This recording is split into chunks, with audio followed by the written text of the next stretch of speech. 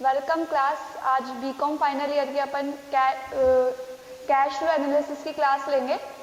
Cash flow analysis मतलब रोकड़ प्रवाह विवरण। ये टॉपिक आपके यूनिट 2 या 3 के अंदर होगा और ये बहुत ही इंपॉर्टेंट चैप्टर होता है। इसमें से भी एक क्वेश्चन आने की पूरी संभावना रहती है। तो कैश फ्लो एनालिसिस क्या होता है या रोकड़ प्रवाह विवरण क्या होता है कि रोकड़ प्रवाह विवरण होता है कि एक लेखांकन अवधि में रोकड़ के विभिन्न स्रोतों व उनके उपयोगों को प्रदर्शित करता है। रोकड़ प्रवाह विवरण बेसिकली क्या करता है कि एक अकाउंटिंग पीरियड में कैश कहाँ से आ रहा है और कैश किस किस पे जा रहा है वो प्रदर्शित करता है। ये भी एक फाइनल अकाउंट का ही अपने पार्ट होता है। रोकड़ प्रवाह एनालिसिस कैश फ्लो एनालिसिस या रोकड़ प्रवाह विवरण किसके अकॉर्डिंग होता है? लेखा मानक 3 के अकॉर्डिंग, यानी कि अकाउंटिंग स्टैंडर्ड 3 के अकॉर्डिंग ये होता है।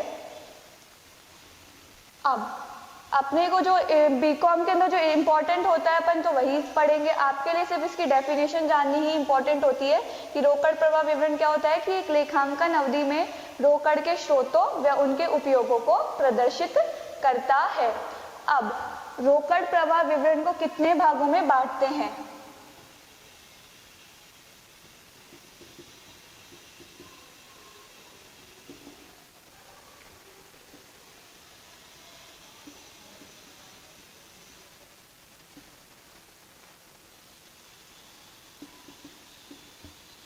Classification of cash flow analysis, रोकड़ प्रवाहों का विवरण।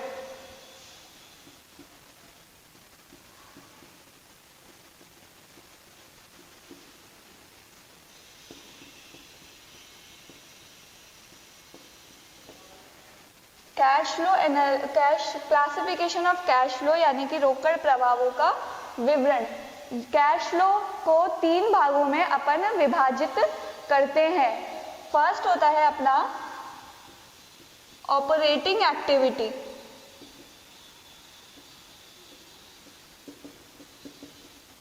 जिसको हिंदी के अंदर अपन क्या बोलते हैं? परिचालन संबंधी क्रियाएं।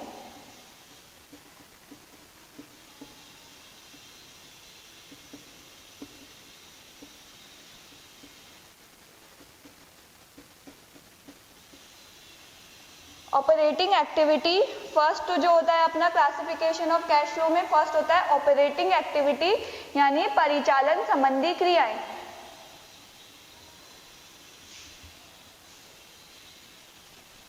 दूसरा होता है अपना इन्वेस्टिंग एक्टिविटी,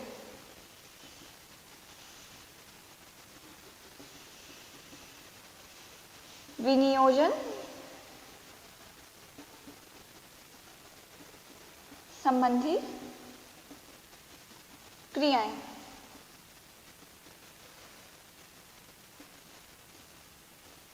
फर्स्ट हो गया ऑपरेटिंग एक्टिविटी, दूसरा हो गया इन्वेस्टिंग एक्टिविटी और थर्ड हो गया अपना फाइनेंसिंग एक्टिविटी।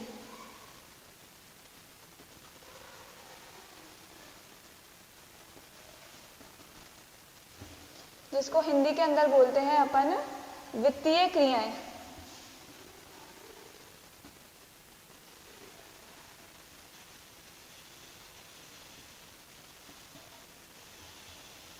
तो रोकड़ प्रवाह को कितने भागों में विभाजित किया जाता है? 3 भागों में विभाजित किया जाता है। पहली है अपनी ऑपरेटिंग एक्टिविटी जिसको हिंदी में बोलते हैं परिचालन संबंधी क्रियाएं। दूसरी है इन्वेस्टिंग एक्टिविटी जिसको बोलते हैं विनियोजन संबंधी क्रियाएं। और तीसरी होती है अपनी फाइनेंसिंग एक्टिविटी यानी कि वित्तीय क्रियाएं। इन तीनों से अपन क्या कैलकुलेट करते हैं? कैश फ्लो कैलकुलेट करते हैं एक अकाउंटिंग पीरियड का यानी कि लेखांकन अवधि का। इन तीनों को अपन अलग अलग बारी बारी से स्टडी करेंगे और फिर इनको एक साथ करके कैश फ्लो निकालेंगे। ये तीनों बहुत ही इंपॉर्टेंट होता है। अगर आपको कोई कभी किसी भी नॉर्मल सा क्वेश्चन पूछ ले कि क्लासिफिकेशन ऑफ कैश फ्लो तो आपको बोलना है 3 में बांटते हैं, ऑपरेटिंग, इन्वेस्टिंग और फाइनेंसिंग। अब अपन तीनों को एक एक करके पढ़ेंगे। सबसे पहले आती है अपनी ऑपरेटिंग एक्टिविटी।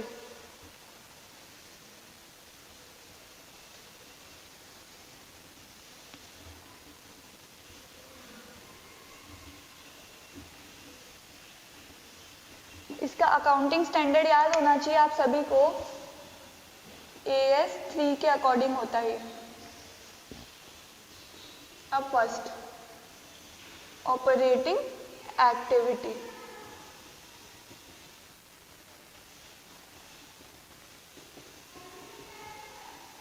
परिचालन संबंधी क्रियाएं।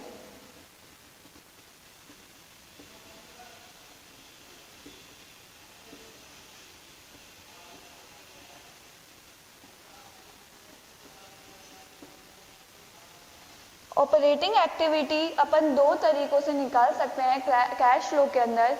एक होता है डायरेक्ट मेथड और एक होता है इनडायरेक्ट मेथड।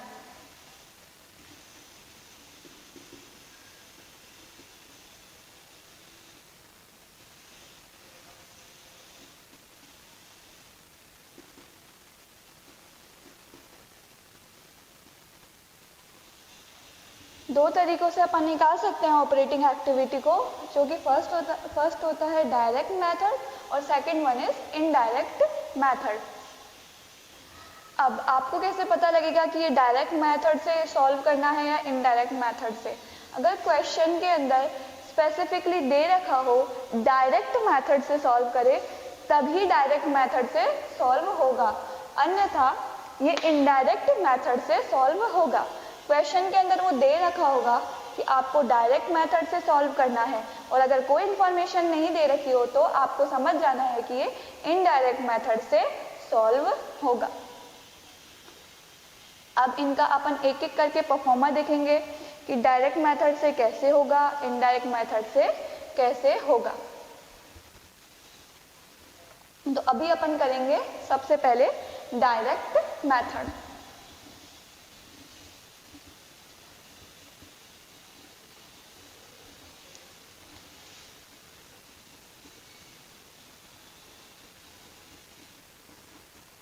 कैश फ्लो बहुत इंपॉर्टेंट होता है, क्वेश्चन आ सकता है एग्जाम में।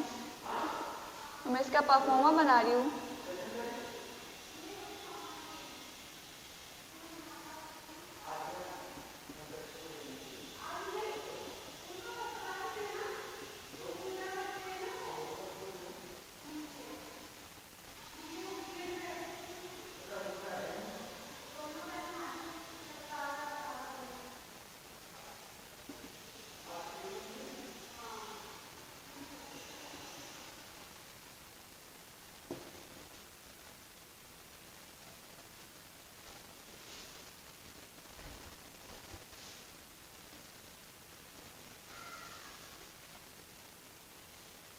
मैं आपको एक प्रॉपर फॉर्मेट बना के बता रही हूँ कि आपको एग्जाम के अंदर ये कैसे बनाकर आना है।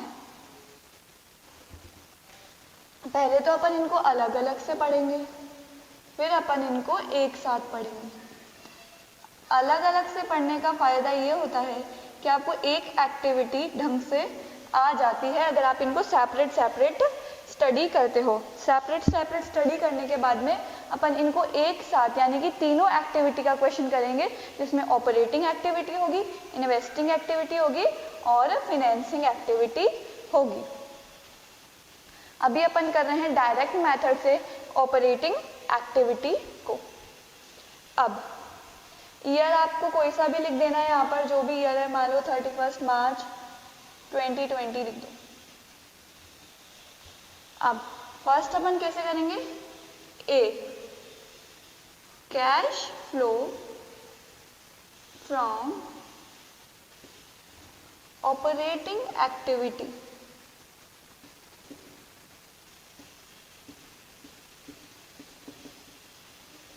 फर्स्ट अपन किससे कर रहे हैं, कैश फ्लो निकाल रहे हैं, ऑपरेटिंग एक्टिविटी से निकाल रहे हैं। तो ए में लिख देंगे अपन ऑपरेटिंग एक्टिविटी। जब आगे और बड़े क्वेश्चन करेंगे फिर बी पार्ट में आ जाएगा इन्वेस्टिंग और फिर फाइनल पार्ट में आ जाएगा फाइनेंसिंग एक्टिविटी। अब इसका first point,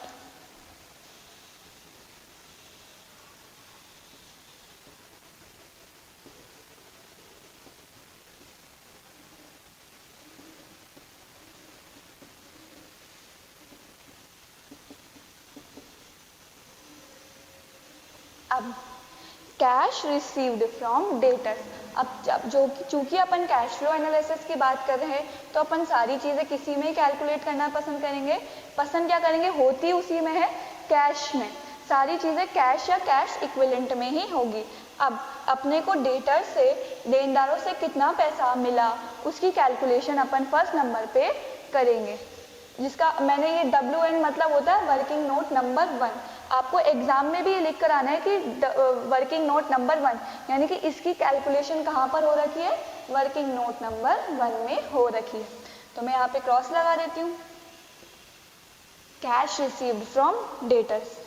cash flow analysis में क्या होगा, जो पैसा अपने को प्राप्त होगा उसको तो अपन करते जाएंगे ऐड, और जो पैसा अपने पास से गया उसको करते जाएंगे अपन माइनस। सेकंड होता है कैश पेड टू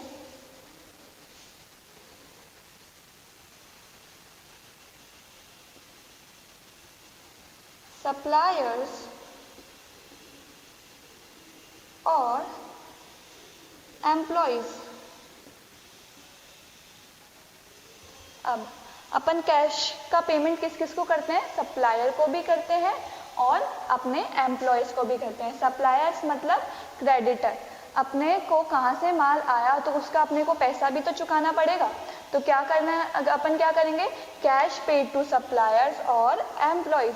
अब चूंकि अपने पास पैसा गया तो ये अमाउंट किस में आ जाएगा, माइनस में। ब्रैकेट का मतलब होता है कि ये अमाउंट अपने को घटाना है। थर्ड आते हैं कैश एक्सपेंसेस। इन दोनों के अलावा भी बहुत से एक्सपेंसेस होते हैं अपने पास में।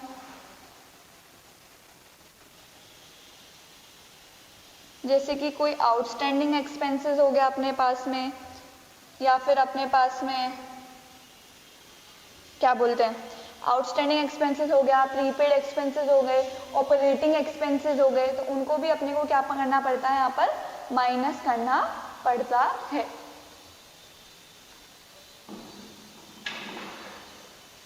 अब इन तीनों को अपन क्या कर लेंगे, इन तीनों की कैलकुलेशन कर लेंगे तो एक अमाउंट आएगा, और वो अमाउंट क्या होगा, कैश जनरेटेड फ्रॉम ऑपरेशंस। कि ऑपरेशंस को कैलकुलेट करने के बाद में अपने पास में कौन सा कैश का अमाउंट आता है। फिर उसके बाद में अपन क्या करेंगे, माइनस कर देंगे टैक्स पेड। फोर्थ नंबर का हो जाएगा ये टैक्स पेड। टैक्स की रेट आपको क्वेश्चन में दे रखी होगी, तो टैक्स पे कर देंगे अपन, तो एक अमाउंट आएगा जो कि आएगा cash flow before extra ordinary item. ये अमाउंट आया उसको अपन क्या बोलेंगे, cash flow before extra ordinary item.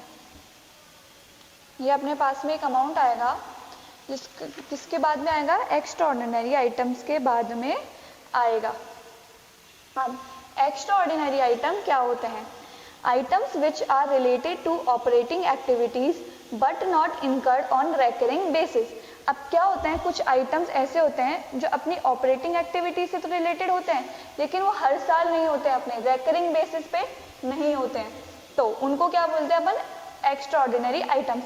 जैसे कि इसके एग्जाम्पल्स होते हैं, इसका एग्जाम्पल है कॉम्पनसेशन पेड टू कस्टमर्स और कॉम्पनसेशन रिसीव्ड फ्रॉम सप्लायर। अब एक चीज, हमेशा कॉम्पनसेशन अपने को पे या रिसीव तो होता नहीं है, जरूरी थोड़ी हर साल अपने को कॉम्पनसेशन रिसीव हो रहा है। लॉस बाय फायर, अपना स्टॉक जल गया, लॉस बाय फायर से अपना स्टॉक जल गया, तो ये अपना एक्स्ट्रा ऑर्डिनरी आइटम तो होगा। अब ये जरूरी थोड़ी कि हर साल ही आग लग जाए, तो एक्स्ट्रा ऑर्डिनरी आइटम क्या होता है, जो ऑपरेटिंग एक्टिविटी के पार्ट तो होते हैं लेकिन वो हर साल के लिए नहीं होते हैं, वो कभी कभी होते हैं, अनफॉर्चुनेट होते हैं। अनफॉर्चुनेट मतलब कि उनकी फिक्स नहीं होती है चीज़, कि वो कब रेकर हो रहे हैं, कब उनका पेमेंट करना है या कब उनको रिसीव करना है। तो अब जो एक्स्ट्राऑर्डिनरी आइटम्स होते हैं ना, वो प्लस भी हो सकते हैं और वो माइनस भी हो सकते हैं। जैसे कि अब अपने को कॉम्पनसेशन अपने को कस्टमर्स को पे करना पड़ेगा, वही माल में डिफेक्ट था तो अपने को कॉम्पनसेशन पे करना पड़ेगा, तो पे करना पड़ेगा तो अपने को घटाना पड़ेगा। और अपन ने जो माल खरीदा उसमें भी कोई डिफेक्ट है तो अपनों ने कंपनसेशन कर दिया, तो सप्लायर से अपने को क्या रिसीव होगा, कॉम्पनसेशन रिसीव होगा। तो यहाँ पे प्लस या माइनस का साइन लगा के लिख दो, एक्स्ट्रा ऑर्डिनरी आइटम्स।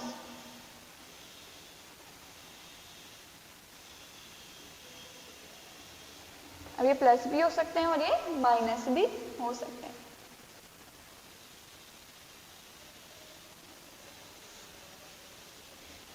जो सबसे लास्ट के अंदर अपने पास में अमाउंट बचेगा वो होगा net cash flow from operating activity.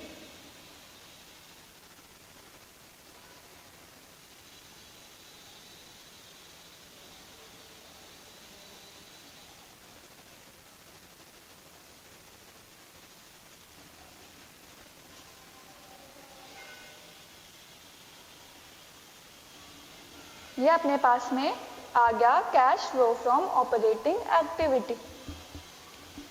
वापस से एक बार मैं वापस से रिपीट कर देती हूँ, cash flow analysis from direct method, प्रत्यक्ष मेथड से कौन सा कैसे कैलकुलेट करेंगे अपन ऑपरेटिंग एक्टिविटी को।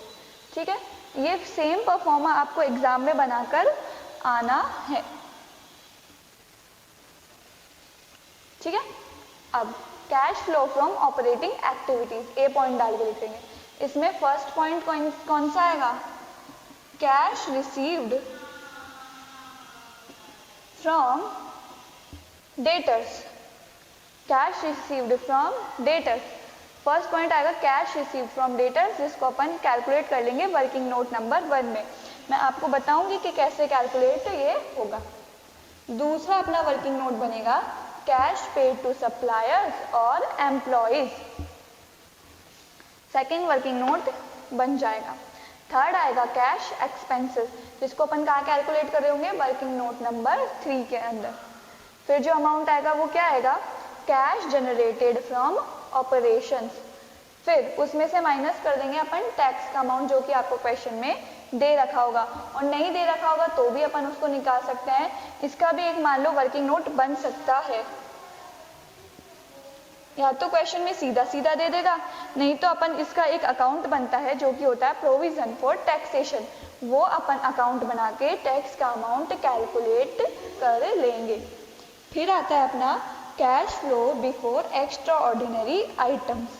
मैं आपको बताया है एक्स्ट्रा ऑर्डिनरी आइटम्स क्या होते हैं, जो ऑपरेटिंग एक्टिविटी का पार्ट होते हैं पर वो रेकरिंग बेसिस पे नहीं होते हैं, मतलब कि हर साल नहीं होते हैं, उनकी सिचुएशन अनफॉर्चुनेट होती है। अब एक्स्ट्रा ऑर्डिनरी आइटम्स क्या होते हैं, जो कि प्लस भी हो सकते हैं और माइनस भी हो सकते हैं। फिर इन सबको कैलकुलेट करने के बाद में जो अमाउंट आएगा that is net cash flow from operating activity. Operating activity से नेट कैश फ्लो आ जाएगा। अब अपने पास वर्किंग नोट हो गए हैं 4। अब अपन देखते हैं कि कैसे कैसे ये एक एक करके अपन इनको निकाल सकते हैं।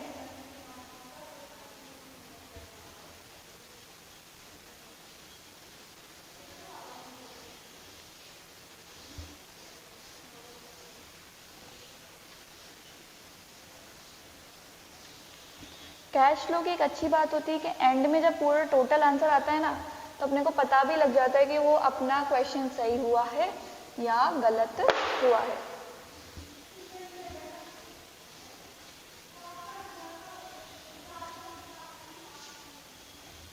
अब अपनों ने 4 वर्किंग नोट लिखे थे, उसमें सबसे पहले तो लिखे थे कैश रिसीव्ड फ्रॉम डेटर्स, दूसरा लिखा था कैश पेड टू सप्लायर्स और एम्प्लॉयज, थर्ड हुआ था कैश एक्सपेंसेस और फोर्थ हुआ था प्रोविजन फॉर टैक्सेशन, मतलब कि टैक्स का कैलकुलेशन।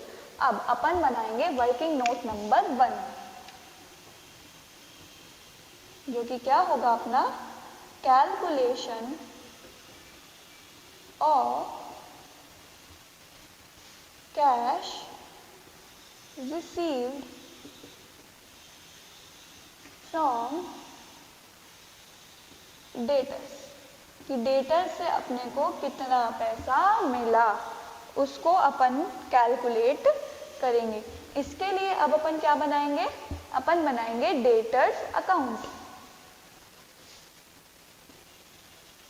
11th-12th क्लास में बनाया होगा डेटर्स अकाउंट।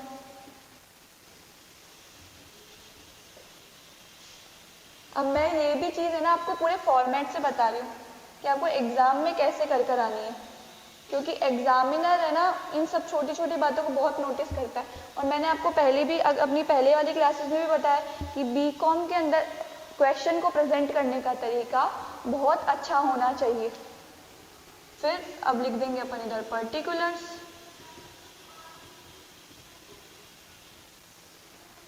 अमाउंट,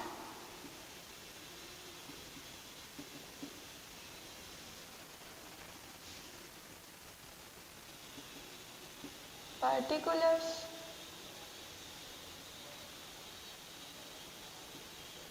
amount,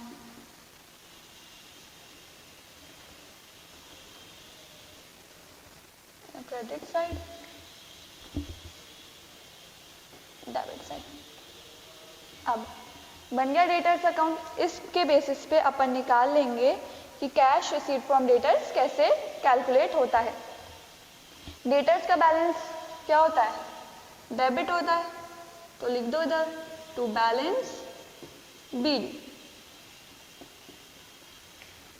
अब डेटर से अपनों ने क्या करा, अपनों ने माल खरीदा, लेकिन वो किस पे खरीदा है, क्रेडिट पे खरीदा है, तो इसकी एंट्री क्या करते हैं अपन, डेटर्स टू सेल्स। तो कर दो यहाँ पे, यहाँ पर क्या आ जाएगा, टू सेल्स। अगर अपन उधार पर माल किसी को बेचते हैं तो उसकी एंट्री क्या करेंगे, डेटर्स टू सेल्स, आ जाएगा फिर क्रेडिट में।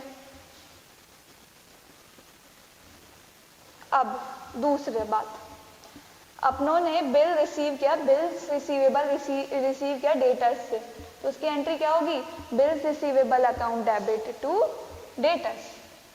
तो क्या आएगा, बाय बिल्स रिसीवेबल। अब ये बिल अपना क्या हो गया, डिसऑनर हो गया, तो क्या कर देंगे अपन, इस एंट्री को क्या कर देंगे, उल्टा कर देंगे। तो एंट्री क्या हो जाएगी फिर, debtors account debit to bills receivable.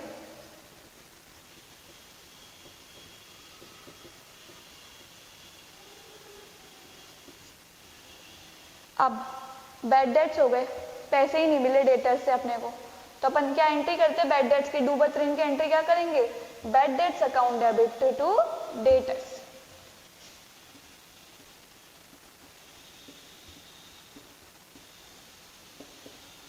पैसे ही नहीं मिले अपने को डेटर्स से, तो अपन उसको कहाँ पे डाल देंगे, बैड डेट्स में डाल देंगे कि नहीं डाल देंगे। अब अपने को डेटर्स को डिस्काउंट देना पड़ गया, और अपन जब किसी को, अगर अपने कस्टमर्स को अपन डिस्काउंट देते हैं तो ये अपने लिए तो क्या होता है, नुकसान ही होता है ना।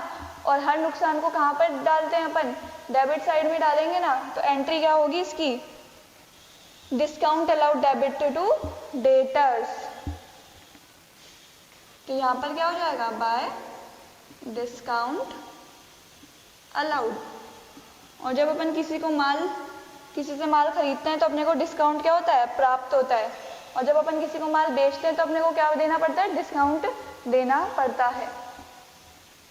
अब सेल्स करी थी अपनों ने, जो कि क्या हो गई, रिटर्न हो गई, वापस से उसने माल बेच दिया कस्टमर ने, तो एंट्री क्या करेंगे अपन, sales return account debit to debtors. तो यहाँ पर कर दो बाय सेल्स रिटर्न। पहले अपनों ने सेल करी थी तो उसकी एंट्री क्या कर दी थी, डेटर्स टू सेल। अब वापस से अपने को सेल हो गई, रिटर्न हो गई, वो उनको पसंद नहीं आया, उनके कोई डिफेक्ट हो गया, उन्होंने माल वापस से भेज दिया, तो उसकी क्या एंट्री करेंगे, बाय सेल्स रिटर्न, यानी कि sales return account debit to debtors. अब क्लोजिंग बैलेंस डाल दो यहाँ पे, बाय बैलेंस सीडी। अब जो कैश सेल्स का अमाउंट आएगा ना वो किससे आएगा? बैलेंसिंग फिगर से। मतलब कि इधर का टोटल आएगा ज़्यादा और इधर का टोटल आएगा कम। अगर बराबर आता है तो कोई कैश सेल्स नहीं हुई है, ये मान लेना, ठीक है। और अगर इन दोनों का टोटल मिसमैच होता है, इधर का टोटल ज़्यादा आएगा और इधर का कम आएगा, तो कैश किस में आएगा? बैलेंसिंग फिगर से अपन निकाल लेंगे। और यही जो अमाउंट होता है ना, यही होता है अपना amount cash received from debtors. क्योंकि कैश रिसीव्ड हो रहा है अपने को, तो एंट्री क्या हो जाएगी? Cash account debit to debtors. ये अमाउंट अपन किस में डालेंगे? Cash received from debtors. Working note number 1 बन गया अपना।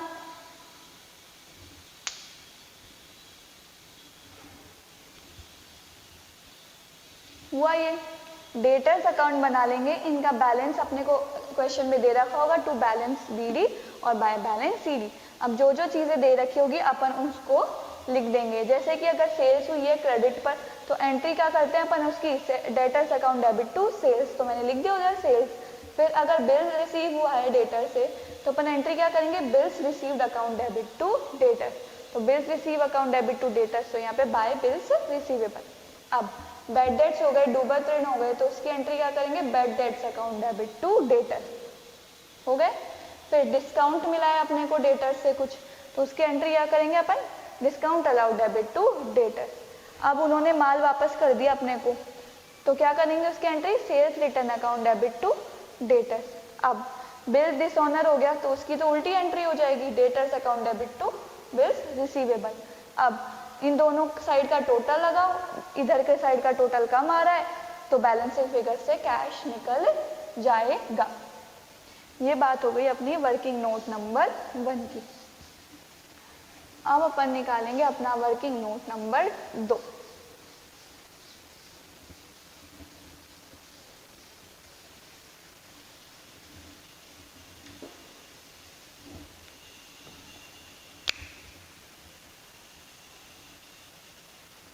Calculation of cash paid to suppliers or employees। इसके लिए अब अपने को कौन सा अकाउंट बनाना पड़ेगा? फर्स्ट में अपनों ने बनाया डेटर्स अकाउंट, तो इसके लिए बना दो क्रेडिटर्स अकाउंट।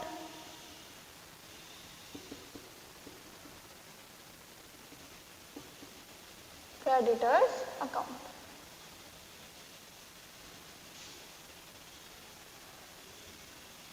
मैं एक बार फॉर्मेट बता चुकी हूँ कि आपको एग्जाम में कैसे बनाना है, मैं इस बार वो फॉर्मेट नहीं बना रही हूँ।